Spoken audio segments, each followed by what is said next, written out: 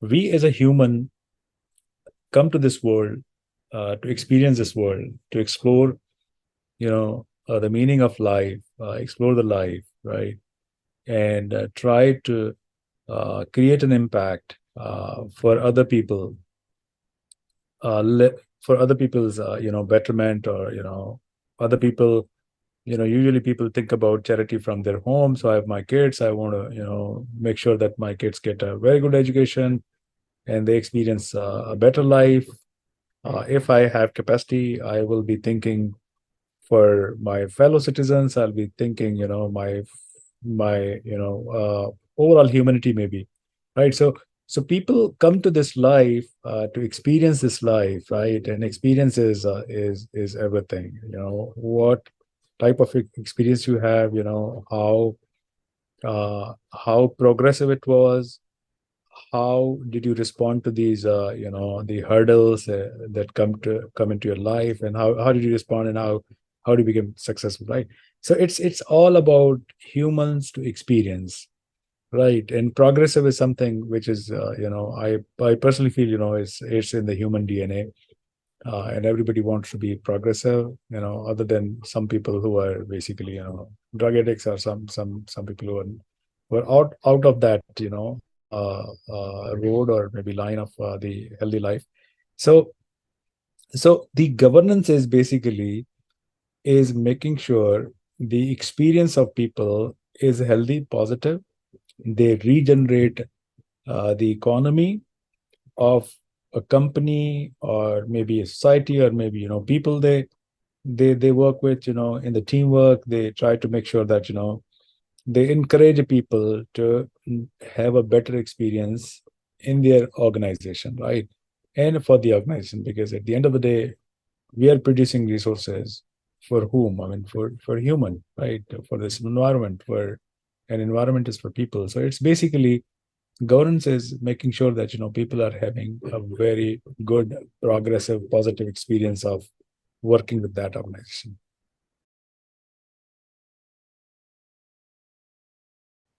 I think it depends. To me, it is basically, the level of progression the human society in that country, in the market where that company is basically taking part.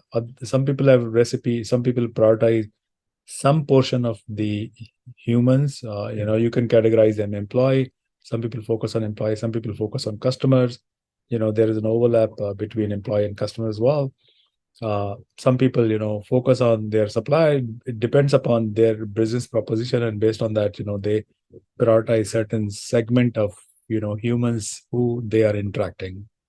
I mean, if it's a for-profit company, and it's it's the exploration that people really wanted, and they have identified people need in that, part of the life.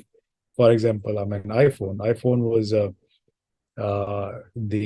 need, that they have established, that, people are, I'm driving the human experience toward that direction, right? And I feel that, the Apple products will play a key role in the human experience, and human will be able to, I mean, pay for that or enjoy that experience. And I just want to create it, and that's where, the company was got successful, and they have aligned, you know the experiences of other human being, which is basically their employees, their suppliers, and everybody, right? And try to focus on, certain segment of the human needs, and they evolved, and they were successful, right? uh, from the leadership perspective, I don't know whether I'm jumping to the next question, but I will answer that over here as well, somehow. To me, is basically recognition of that opportunity, and being a little bit of spiritual. I'm not fully spiritual. I'm kind of sometimes here and sometimes there. I'm in the midst of doing experiences. See, some spiritualists say that, the digestion happened to you, right? Similarly, thinking happens to you, right? And based on your condition, your situation, from where you are going, the level you're training your subconscious, accordingly, situation, thinking happens to you, right? So people who think differently, who are coming over here to, destined to do a certain different experiences. They think differently, and they basically deliver. Some people don't deliver. I mean, there are a lot of people who have, traits of Elon Musk. There are a lot of people who might have traits, birthday and, birth chart and everything. But if somebody was born in slums, and, he started, he that energy did not took place, right? That energy was not nurtured, right? He got sidelined. I mean, he got into the drugs and all these things, and he could not become, Elon Musk. Elon Musk was successful because he got that environment. He was nurtured in that environment, right? Some people push themselves. I mean, the way I was in, I was, I lived in a situation of poverty, right? But I pushed myself. I pushed, the people around me, and I I came to this level. I could have earned a more success if, I mean, I made a lot of mistakes in my life as well. I got sidetracked as well sometime because of the society environment I was living. But otherwise, the calling was really high, and I was like pulled into a better environment, and, got here. I got some mentors, some human beings that helped me out. So basically, people need to get that environment. Coming back to the point, right? So leadership and people who are being led, or who are being, nurtured, or who are being served, right?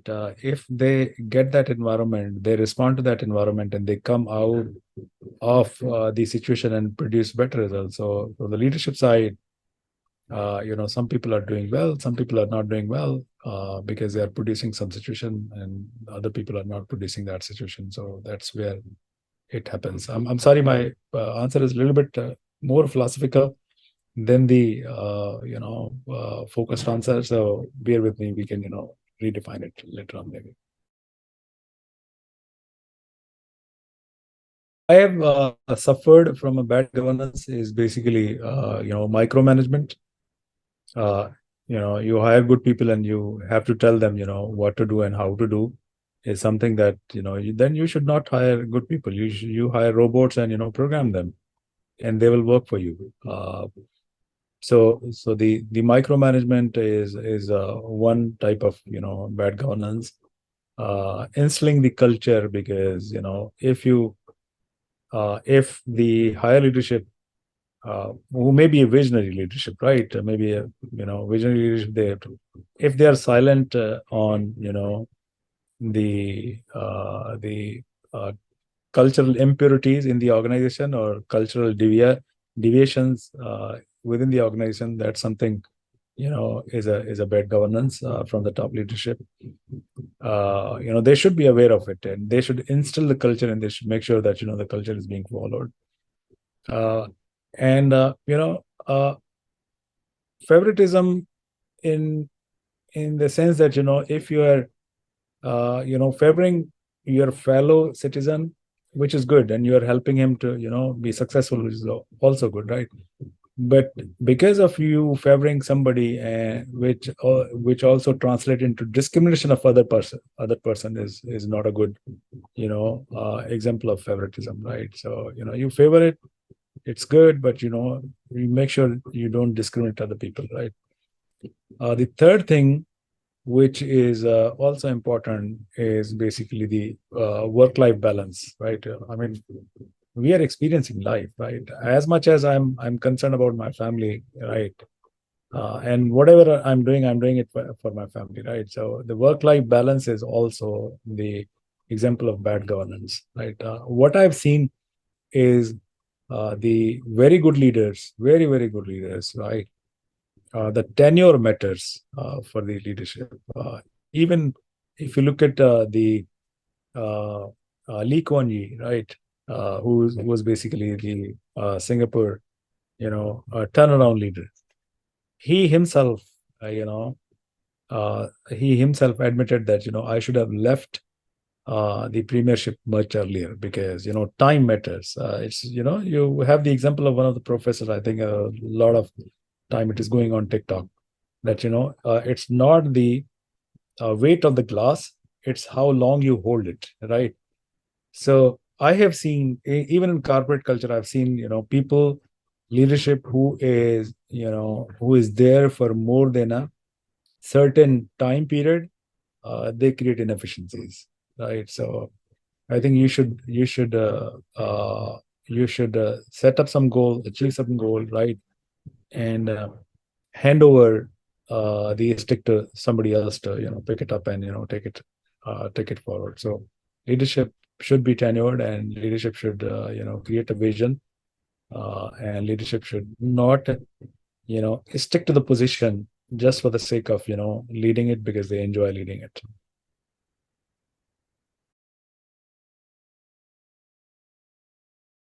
To me, it's basically the gap in the this economic philosophy, right? Because market has to go down and market has to come up, and that's where and the people have too much money and things are inflation and deflation and hyperflation. Uh, I recently came across one of the European countries. I don't know. I think it was Vienna, maybe in Norway. The happiness index is being measured, right? So happiness index, the US culture over here, which is basically the leading, globally leading economy, or that is setting economic trends, from the industrialization and all, that's basically based upon the financial, right? How much financial capability you have, how much you can earn, and based on the earning you can live life, right, a better life. But if you go to that country, if that is Vienna in Norway, if you go to that country, people are not, hasty. There's no haste to, earn more than what they need, right? And they are not accumulating resources, and they are living a very happy life, right? Happiness index. Most of people are adopting to bike, to ride rather than cars and all these things. So that's where they are basically living at life. But some circles or some segments of the society have to pull the innovation as well, and innovation requires investment, right? And government, we have seen that in the communism, where government was holding the resources for innovation and all these things, people who were responsible in the government got corrupt, and the innovation was not getting successful. So that's where they have inserted, or they have introduced this capitalism and private sector and all these things. So I think we need to create a balance. We need to rethink the economic philosophy, and we need to the the government has to look into it and rebalance it, or maybe rebalance the accountability of those people who are basically hiring and all.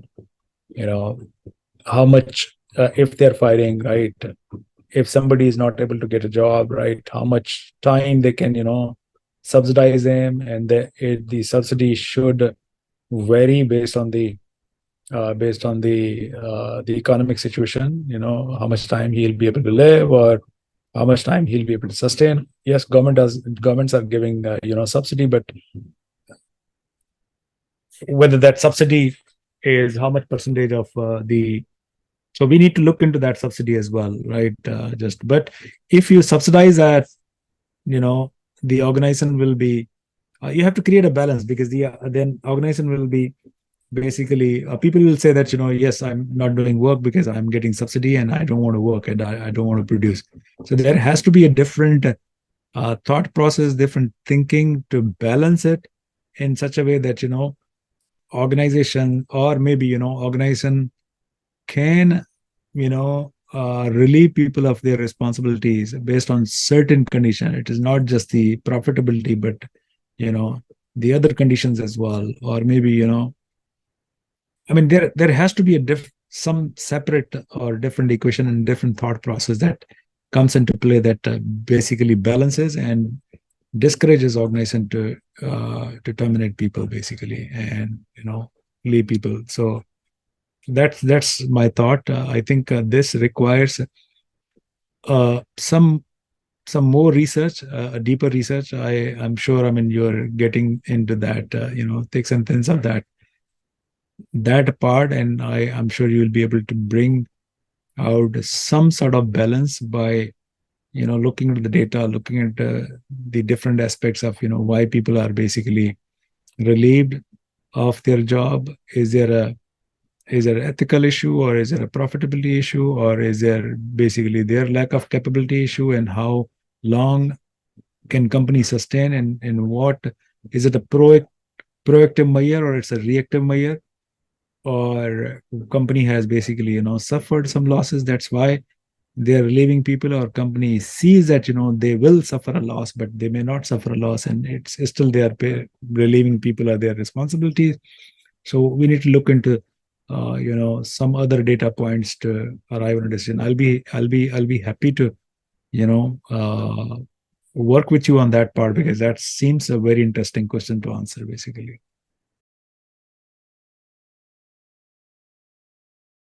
From the organizational design, based on the financial incentives, right? If you Because I work in the company, right? There are two reasons. I want to earn my livelihood, and I need an engagement in my life as well, right? You have seen people, somebody who was fishing, and somebody came and he said, you have that much money, why don't you invest? And he said, what happens if I invest? And the circle thought process came that you'll be free and you can do fishing. So he said, I'm doing it, right? So why would I take that route? So you see, the answer is always there in the whole situation. So I people work to earn money. Why do they earn money? They have different needs. uh, and the second part is basically, I once the needs are satisfied, I want to stay engaged, right? Because I need a positive engagement that basically takes care of my need, my mental and my physical needs. So we need to redefine that. In We need to redefine the the earning culture in such a way, or the prospects of job in such a way that those human needs are defined in that contract.